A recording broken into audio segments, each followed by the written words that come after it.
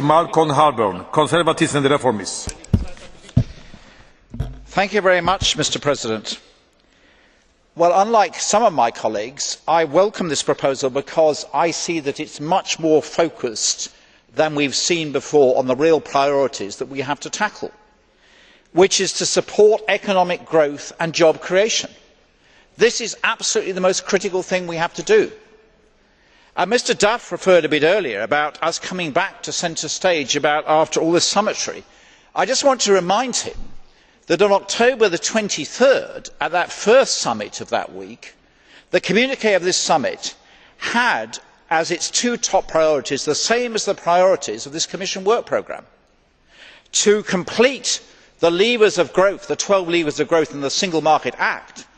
And certainly my group supports that very strongly, and as chairman of the Internal Market Committee I clearly support that as well. But the second priority for the Council, and indeed we see this in this Commission work programme, is to create the digital single market at the same time and keep that investment going. Now, the third priority in the October the 23rd summit was to tackle the problem of regulatory burden and to go for smart regulation, which I also see is in here. And I want to thank the Commission President for putting that in here, because those targets have been largely invisible up to now. And as I have said to him, we want a higher profile of those policies to help business move forward. And he is quite right to point out that we have made progress there. But of course what we do not want in this proposal are actions that would actively undermine economic growth.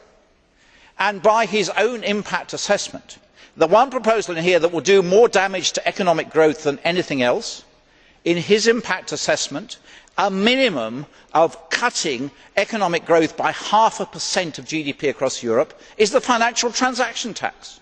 What are we doing now if priority is about economic growth in putting this in your work programme?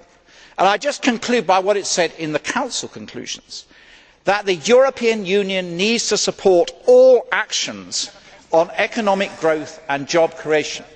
And the single market underpins that. And I say, Mr. President, that that is a policy that all of us must share in, that all of us must move forward. We absolutely cannot have divisions in the way that we plan to move forward in developing the single market. Thank you very much for your